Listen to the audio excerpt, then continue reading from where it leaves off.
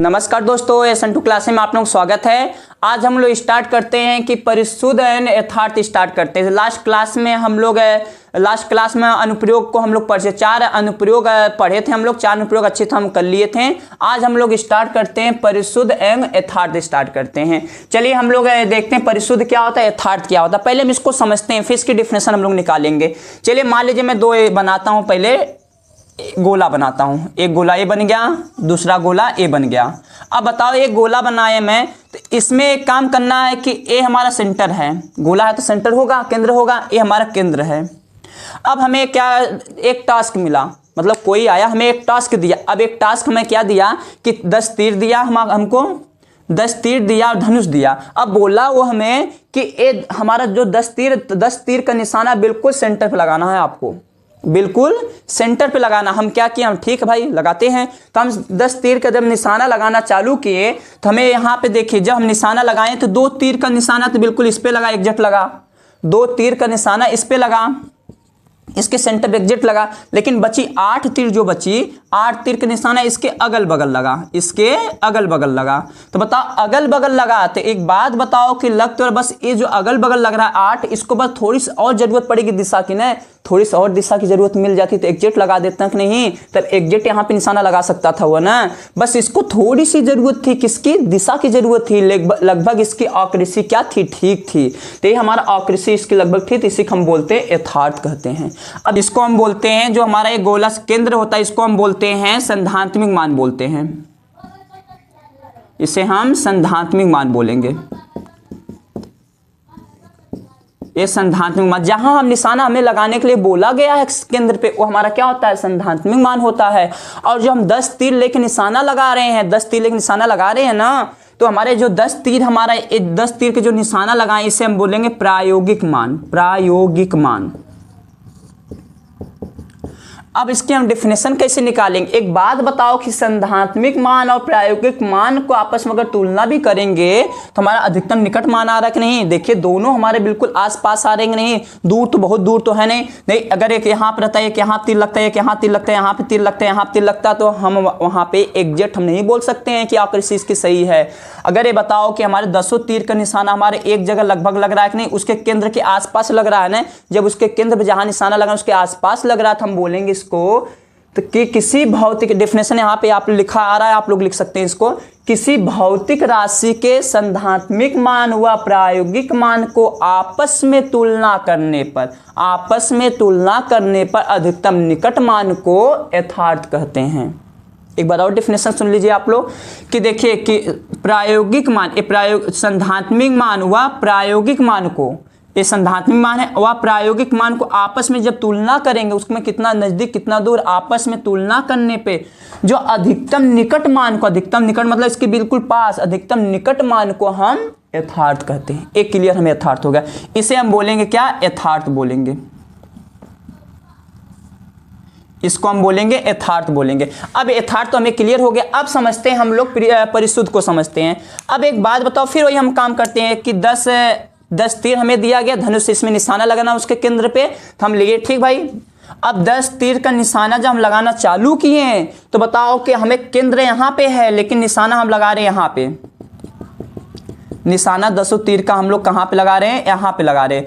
जब यहाँ पे 10 तीर का निशाना लगा रहे हैं तो एक बात बताओ कि अभी केंद्र से काफी दूर है ना। जब केंद्र से काफी दूर है तो उसको बस दिशा की जरूरत पड़ जाती, बस इसको क्या है, लगा तो रहा है, एक जगह निशाना लगा रहा है, उसकी एक जगह निशाना लगा, लेकिन हमें जहां निशाना लगाने के लिए बोला गया है वहां निशाना नहीं लगा रहा है। तो निशाना देखो हमें लगाना था केंद्र पे ना, 10 तीर का लगा रहा है, यहाँ पे लगा रहा है, लेकिन एक ही जगह लगा रहा है। ऐसा नहीं कि यहाँ पे एक लगा रहे, यहाँ पे एक, यहाँ पे एक, यहाँ पे। अगर ये दूर दूर अगर कोई निशाना लगाएगा तो उसे यथार्थ बोलेंगे, ना ही उसे परिशुद्ध बोलेंगे। ओके, तो बताओ ये तो हमारा ठीक है भाई, एक जगह निशाना लगा रहा है, लेकिन इसको बस थोड़ी सी दिशा की जरूरत पड़ जाती तो हमारा एग्जैक्ट निशाना लग जाता कि नहीं।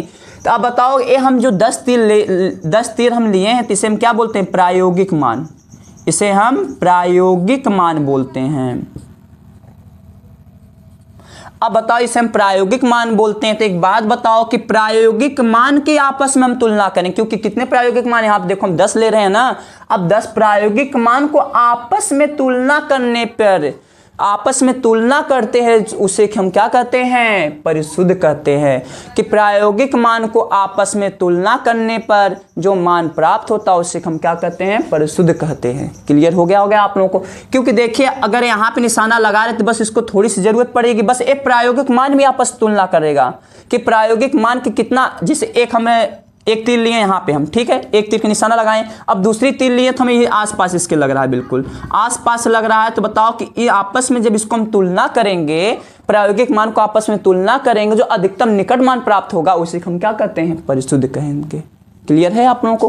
तो परिशुद्ध यथार्थ के लिए अब एक बात बताओ, जैसे हमें यहाँ पे हमें क्या किया कि इसे हम प्रायोगिक मान को आपस में तुलना किए तो अधिकतम निकट मान क्या बोलेंगे, प्रायोगिक मान में तुलना करना, अधिकतम निकट मान को परिशुद्ध करते हैं।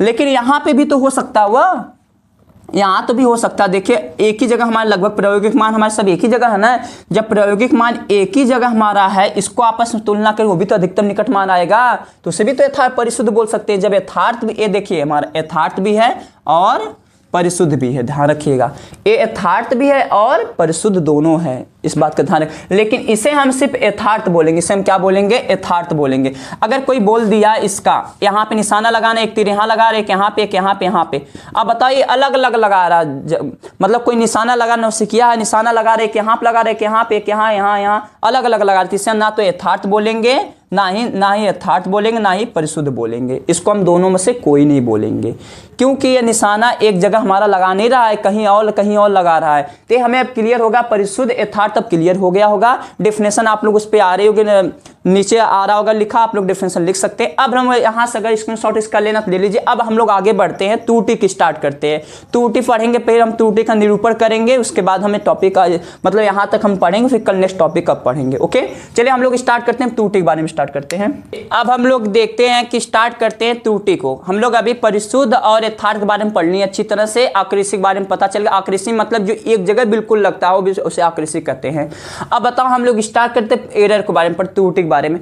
एरर होता है कि त्रुटि हम निकालते क्यों। देखिए कभी कभी मशीन जो होती हैं, मशीन हम जब मशीन में भी कभी ना कभी कोई ना कोई त्रुटि आ जाती है, कोई ना कोई एरर आ जाता है। जिसे हम प्रोग्रामिंग भी करते हैं, प्रोग्रामिंग करने के बाद तो हम प्रोग्रामिंग पूरा कंप्लीट कर लेते हैं, बाद में जब इंटर दबाने के बाद फिर हमारा क्या होता है कि कुछ ना कुछ में एरर बता देता है। एरर क्या है, क्या गलती है, क्या गलती नहीं है, उसी को पढ़ने के लिए हमें क्या करते हैं, इसमें करते हैं। क्योंकि वातावरण में भी हो सकती है त्रुटि, बहुत त्रुटि हो सकती है, उपकरण में त्रुटि हो सकती है। जैसे कि कभी कभी हमें मतलब यहाँ से जैसे हमें क्या चावल वगैरह खरीदना है, जैसे गेहूँ वगैरह खरीदना है, जैसे हम मान लो सबसे सिंपल बात है, चीनी खरीदने जा रहे हैं दुकान से। अब चीनी दुकान से खरीदने जा रहे हैं तो दुकान वाले से भैया बोलेंगे कि भैया हमें 1 केजी चीनी दे दो, तो वो कहेंगे ठीक भैया, तो 1 केजी चीनी वेट करके हमें देंगे वो। अब वेट करके वो दिए हमें 1 केजी चीनी, अब वही 1 केजी चीनी हम दूसरे जाके तरजुई पे उसको वेट करेंगे तो हमें वो पहले 1 केजी बोला, 1 केजी दिए थे, अब 1 केजी 50 ग्राम वहाँ पे हो गया। वहाँ तक करेक्ट 1 केजी हो रहा था, जिससे 2 लोग थे,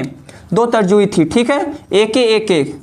अब यहाँ पे हमें 1 तरजुई लिए, तरजुई लेने के बाद मतलब हमें 1 केजी चीनी था, ये पहला था, ये दूसरा था। अब 1 केजी चीनी यहाँ तो तौले तो पूरा 1 केजी करेक्ट आ गया। लेकिन यहाँ पे तौलें जब वही चीनी हम जब यहाँ पे तौलें तो वहाँ पे 1 किलोग्राम और 50 ग्राम आ गया, मतलब 50 ग्राम एक्स्ट्रा आ गया। अब बताओ 50 ग्राम एक्स्ट्रा आ गया, तो एक्स्ट्रा कैसे आ गया 50 ग्राम?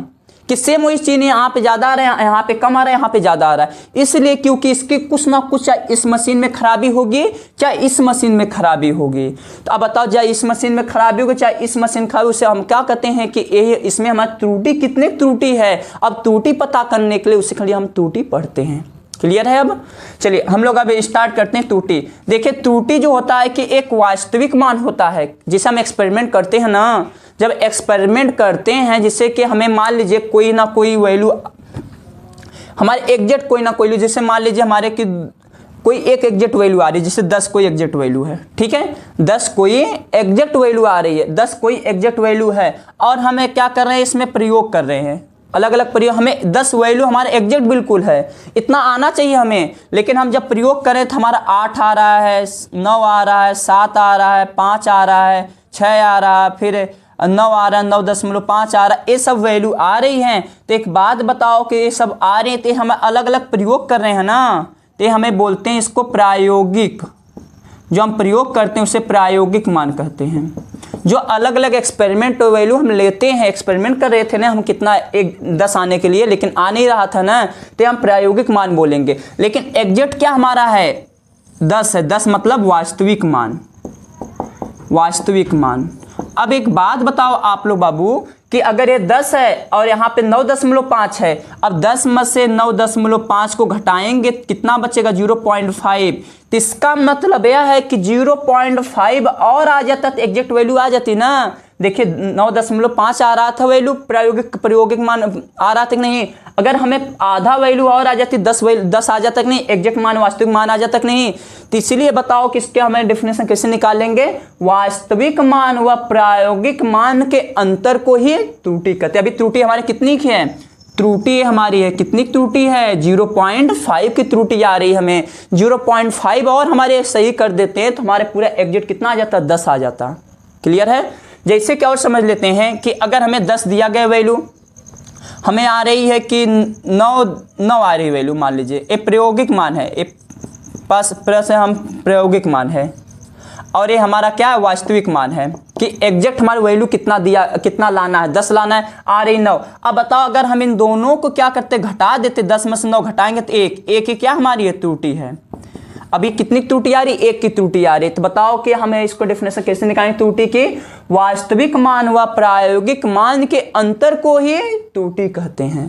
क्लियर हो गया होगा आप लोगों का। अब हम लोग स्टार्ट करते हैं, ये तो बहुत आसान सा है। देखिए प्रायोगिक मान व वास्तविक मान के अंतर को वास्तविक मान के अंतर को त्रुटि कहते हैं, त्रुटि कहते हैं। क्लियर हो गया आप लोगों को।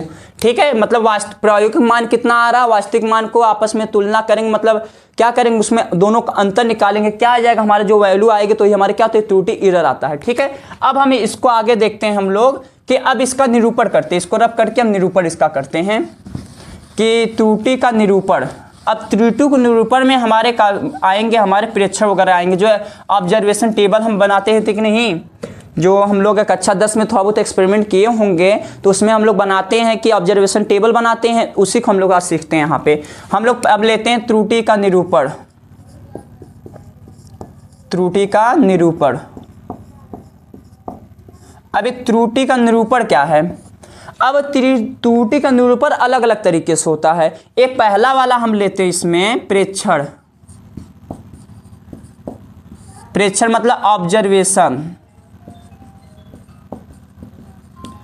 प्रेक्षण मतलब ऑब्जर्वेशन। ये प्रेक्षण क्या होता है, जो हम एक्सपेरिमेंट वैल्यू ले रहे हैं, जो हम प्रयोग करने के लिए एक्सपेरिमेंट वैल्यू। जिससे एक बात बताओ, कभी कभी हम लोग कक्षा 10 में किए हैं एक्सपेरिमेंट, जैसे कि हम उत्तल लेंस अवतल लेंस को रखे हैं, फिर उसमें अलग अलग एंगल से भेज रहे थे, तो अलग अलग एंगल से भेजे, जैसे 35 डिग्री 45 डिग्री 90 डिग्री 100 डिग्री, जो भी एंगल हम ले रहे तो वो क्या हमारा है, तो हमारा एक्सपेरिमेंट वैल्यू है। जो हमारे लेते हैं कोई चीज़, हमें कोई चीज़ एक्सपेरिमेंट करने के लिए लेते हैं वैल्यू, तो हमारे क्या होता है एक्सपेरिमेंट वैल्यू। और एक्सपेरिमेंट वैल्यू जब लेते हैं उसको हम कहाँ भरते हैं, ऑब्जर्वेशन टेबल में भरते हैं। ऑब्जर्वेशन टेबल मतलब हम प्रेक्षण में भरते हैं, तो ही हमारा जो हम प्रयोग करने के लिए जो वैल्यू ले रहे हैं तो ही हमारा क्या होता है प्रेक्षण होता है। तो इसलिए मान लेते हैं हम लोग इसको कि प्रेक्षण हमारा A1 है कामा A2 है कामा A3 है कामा A4 है, तो हमारा कितने AN तक हम हो सकते हैं, प्रेक्षण वैल्यू कितने हो सकते हैं A1 A2 A3 A4 dot dot dot AN तक हो सकता है। लेकिन हम चाहते हैं अब कि ये जो हमारा कि इसका माध्य निकालना, वास्तविक मान निकालना इसका चाहते हैं। वास्तविक मान क्या आएगा इसका, कि हमारा प्रेक्षण वैल्यू आया है, जो एक्सपेरिमेंट वैल्यू जो आया है, एक्सपेरिमेंट वैल्यू जो हम लिए हैं उसमें से वास्तविक मान क्या है, वास्तविक वैल्यू है क्या। वास्तविक वैल्यू निकालने के लिए हमें कुछ नहीं करना पड़ता है। चलिए हम दूसरा वाला निकालते हैं, वास्तविक वैल्यू, वास्तविक मान, वास्तविक मान। अब बताओ कि वास्तविक मान जो होता है इसी को हम बोलते हैं ए माध्य, इसी को बोलते हैं ए माध्य। क्या बोलते हैं माध्य, का हम पढ़ते हैं ना ए माध्य। ए माध्य मतलब ये होता है कि जितना वैल्यू हम एक्सपेरिमेंट वैल्यू लिए हैं अब उसने कितना लिए उसको हम भाग कर देते उतने से, इसको जोड़ के उतने से हम भाग कर देते। कितना हम लिए हैं, a1 लिए हैं प्लस a2 लिए हैं प्लस a3 लिए हैं plus dot dot dot dot an लिए हैं। भाग किससे करेंगे, an तक वैल्यू लिए है ना, तो n से भाग कर देंगे हम। ओके, क्लियर होगा। जैसे कि एग्जाम्पल हम ले लेते हैं कि मान लीजिए एग्जाम्पल हम लिए एक्सपेरिमेंट वैल्यू हम 1 2 3 ले लिए, ठीक है, 1 2 3 ले लिए। अब हमें क्या करना, ए माध्य निकालना है। ए माध्य हम निकालेंगे तो 1 + 2 + 3 इनको जोड़ के कितने वैल्यू से हम भाग कर देंगे, 1 2 3 वैल्यू है ना, 3 वैल्यू से हम भाग कर दिए, तो 3 2 5 1 6, 6/3 आ गया। अब 3 से 2 काटेंगे तो 2, वास्तविक मान कितना आ रहा है, लगभग 2 आ रहा है। तो वास्तविक मान कितना आ रहा है, 2 आ रहा है। इस तरह हम ए माध्य निकालते हैं। ओके, यही हमारा क्या होता है, वास्तविक मान होता है। अब ये तो हम सीख गए हैं वास्तविक मान। अब हम लोग निकालते हैं, आगे सीखते हैं। देखिए हम लोग आगे सीखते हैं निरपेक्ष त्रुटि। ये तो हम पहला हम क्या एक प्रेक्षण वैल्यू हम लिए थे, इसको पहला ना देते, हम लोग इसको लेते हैं पहला। अब इसको हम पहला लिए वास्तविक। अब हम दूसरा वाला निकालते हैं। दूसरा वाला जो आएगा हमारा निरपेक्ष त्रुटि, निरपेक्ष त्रुटि। ये निरपेक्ष त्रुटि होती क्या, इसको हम लोग जानते हैं कि मतलब यह है कि जो वैल्यू हम प्रेक्षण वैल्यू लिए हैं, जो हम प्रेक्षण वैल्यू लिए हैं, हम चाहते हैं कि एक बात बताओ आप लोग, निरपेक्ष त्रुटि होती क्या, उसको हम लोग पहले समझते हैं कि जो हमारा ए माध्य आया निकल के यहाँ पे, जो भी वैल्यू हमारा ए माध्य का है, मान लीजिए 2 आया ए माध्य की वैल्यू, ठीक है, और हमारा प्रेक्षण वैल्यू कितनी थी, 1 2 3 प्रेक्षण वैल्यू थी।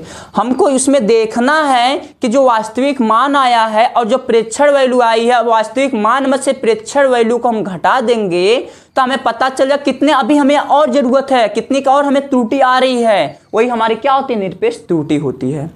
नहीं क्लियर हुआ होगा, देखो एक बार।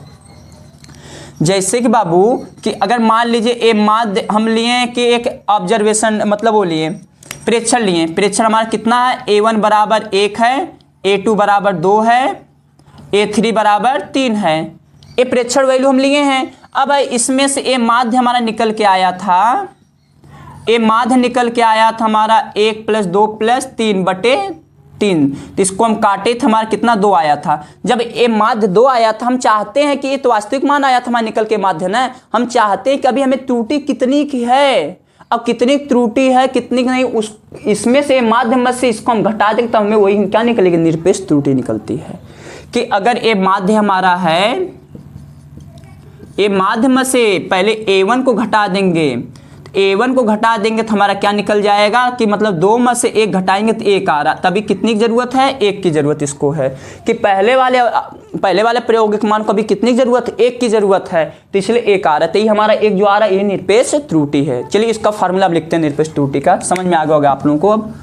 अब इसका फार्मूला लिखते हैं निरपेक्ष त्रुटि का कि जैसे कि अगर हमें दिया कि अगर देखिए निरपेक्ष त्रुटि निकालते हैं जब, तो डेल्टा A1 निकालते हैं कि पहले डेल्टा A1 के बीच क्या आ रहा है, जैसे इसके बीच इसमें क्या अंतर आ रहा है, A1 में A1 को कितना अभी चाहिए कि हमारा वास्तविक मान कितनी त्रुटि आ रही है, A1 को लिखते हैं वास्तविक ए माध्य से A1 को घटा दो बस, बराबर होगा ए माध्य माइनस A1। ए मॉड हम क्यों लगा रहे हैं, मॉड इसलिए लगा रहे हैं क्योंकि मॉड हम नहीं लगा, मॉड इसलिए लगा कभी हमारा प्लस माइनस वैल्यू होती है ना, इसमें माइनस भी आ सकती है। कभी कभी आपको देखो जो वास्तविक मान हम लिए हैं 2 आ रहे, कभी 4 भी आ सकती है, 4 आ सकती। तो बताओ कि अगर हमें बड़ी संख्या में से मतलब छोटी संख्या में बड़ी संख्या घटाई माइनस आएगा, तो लेकिन माइनस आएगा तो हम क्या करेंगे यहाँ पे उसको प्लस कर देते, इसलिए मॉड लगाएं, ठीक है।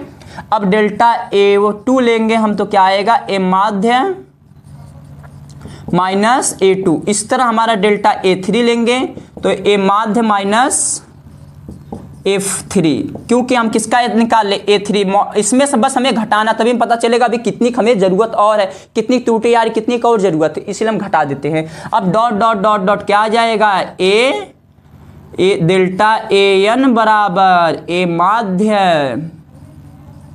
माइनस ए माध्य माइनस AN आ जाएगा। ये हमारा आ जाएगा क्या, इस तरह हमारी वैल्यू आ जाएगी। यहाँ तक अब क्लियर हुआ होगा हम लोग। अब आगे हम लोग देखते हैं जो ए माध्य आया है, जो ए माध्य निकल के आया, कितनी त्रुटि की जरूरत थी, मतलब कितनी त्रुटि और आ रही है अभी। जैसे कि एक बात बताओ बाबू कि ए माध्य हमारा 2 आया, ठीक है। ए माध्य हमारा 2 आया था यहाँ निकल के ना। अब ए माध्य 2 आया तो उसमें से अगर हम 1 घटाएंगे, अभी 1 को कितनी का और जरूरत, 1 की जरूरत है ना, वास्तविक मान आने के लिए 1 की जरूरत है ना। तो इसको 1 को अभी 1 और आ जाता तो वास्तविक मान आता 2 आ जाता। तो बताओ कि ये जो हमारा 1 किसको जरूरत है, अब बताओ इसको भी तो 1 की जरूरत है, 1 और हमारा कम हो जाता तो हमारा आ जाता कि नहीं। तो इसलिए बताओ इसका माध्य हम निकालते, इस माध्य में हमारा क्या अंतर है। अब इस माध्य को निकालने के लिए हमें क्या, अब देखिए इसको मैं रब करता हूँ, इसको रब कर देता हूँ ताकि इधर का मैं इधर लिख देता हूँ। अब बताइए कि हमारा निकल गया निरपेक्ष त्रुटि। अब इसका ये माध्य निकाल दो। तीसरा वाला हमारा है माध्य निरपेक्ष त्रुटि, माध्य निरपेक्ष त्रुटि। अभी हमारा फाइनल आएगा कि त्रुटि कितना क्या आ रही, फाइनल भी निकालेंगे, सापेक्ष त्रुटि हम निकालेंगे अभी। तो हम डेल्टा ए माध्य निकालेंगे तो क्या आएगा, डेल्टा ए माध्य। अब डेल्टा ए माध्य मतलब कि जो delta A1 plus delta A2 plus delta A3 plus dot dot dot dot delta AN बटे कितना हो जाएगा, n तक, कितना नंबर्स तक गए, n तक। ये निकाल देंगे तो हमारा क्या निकल जाएगा, माध्य निरपेक्ष त्रुटि निकल जाएगी। यहां तक हमें अब क्लियर हुआ होगा। ओके, अब हम चौथा वाला देखते हैं। चौथा वाला हमारा है सापेक्ष त्रुटि। ये सापेक्ष त्रुटि जब निकल जाती तब हमें पता चल रहा कितना हमारा त्रुटि है। अब सापेक्ष त्रुटि निकालेंगे हम। सापेक्ष त्रुटि में कुछ करना ही नहीं है कि हमें देखिए कि ए माध्य निकाले थे, ए माध्य किसमें से निकाली, ध्यान दीजिएगा आप लोग कि जो हम ए माध्य आ रहा था उसमें से जो प्रायोगिक मान था उसको घटाए थे, उसका माध्य निकालें कि अभी कितने और माध्य कितना इसमें माध्य आ रहा था उसको निकालें। अब ए वाले में से हम उसको भाग कर देंगे। जो हमारा ए वाला आया था सापेक्ष त्रुटि आया था, जो सापेक्ष त्रुटि में हम क्या करेंगे, ए माध्य बटे ए माध्य बटे ए माध्य से हम क्या कर देंगे, डेल्टा ए माध्य, जो डेल्टा ए माध्य निकल के आएगा, माध्य निरपेक्ष त्रुटि निकल के आएगा, और हमारा वास्तविक मान जो आया था उसका निकाल के लेकर आया था माध्य, उससे हम भाग कर देंगे। जब उससे हम भाग कर देंगे तो हमारा क्या निकल जाएगा, सापेक्ष त्रुटि निकल जाएगा। अब हम चाहते हैं, लास्ट हमारा है, अब हम चाहते हैं कि परसेंट ऑफ मतलब इसका प्रतिशत निकालना। इसका हम प्रतिशत अगर निकालना चाहते, कितना प्रतिशत की त्रुटि है इसमें, कितना प्रतिशत की त्रुटि है टोटल, हम जिसने होता है कि परसेंटेज भी निकालने। ये देखिए हमारा पूरा कंप्लीट निकला कि इसको हम भाग कर देंगे तो हमें कितना हमें त्रुटि है कितना त्रुटि नहीं, उसको पता चल जाएगा हमें यहाँ से कि ए डेल्टा ए माध्य बटे ए माध्य से हम भाग कर देंगे तो हमें पता चले कितना त्रुटि है, कितना त्रुटि आ रही, वास्तव में कितना त्रुटि है, पूरा एवरेज मिला के कितना त्रुटि है। अब हम क्या काम करते हैं, परसेंट ऑफ सापेक्ष त्रुटि। अब परसेंट का सापेक्ष त्रुटि निकालेंगे, क्या आएगा यहाँ पे, डेल्टा ए माध्य, डेल्टा ए माध्य बटे ए माध्य गुणे में 100 हो जाएगा, और कुछ नहीं करना, बस हमारे क्या फाइनल हमारा कंप्लीट हो गया यहाँ तक। अब ये देखिए हमारे एक क्या कितना 4 ये 5 है। अब ये 5 तक आप लोग ध्यान रखेंगे, मतलब हम टोटल चाहते कितना सापेक्ष त्रुटि आ रही है तो हमें उसका परसेंटेज निकालना, 100 से भाग कर देंगे, और माध्य निरपेक्ष त्रुटि निकालना तो इतना कर सकते हैं। ठीक है, अगर यहाँ तक आप लोग समझ में आया होगा तो वीडियो को लाइक शेयर एंड सब्सक्राइब जरूर कर दीजिए। जो कि मैं आप लोगों के किस संडे को, आप लोग हर संडे को जो रहेगा, मतलब एक दिन सप्ताह में एक दिन जो कि आप लोग न्यूमेरिकल क्लासेस पे लगेगी। ओके, जो कि एक दिन न्यूमेरिकल की क्लासेस पूरा होगी, उसमें जितना न्यूमेरिकल जितना मैं पढ़ाया हूँ फिर उसका न्यूमेरिकल क्लासेस चलेगी। ओके, अगर यहाँ तक समझ में आया था तो वीडियो को लाइक शेयर एंड सब्सक्राइब कर दीजिए, बेल आइकन को जरूर प्रेस कर दीजिए ताकि इस तरह मैं वीडियो डेली लेके आता हूँ आप लोग के पास नोटिफिकेशन पहुँच सके।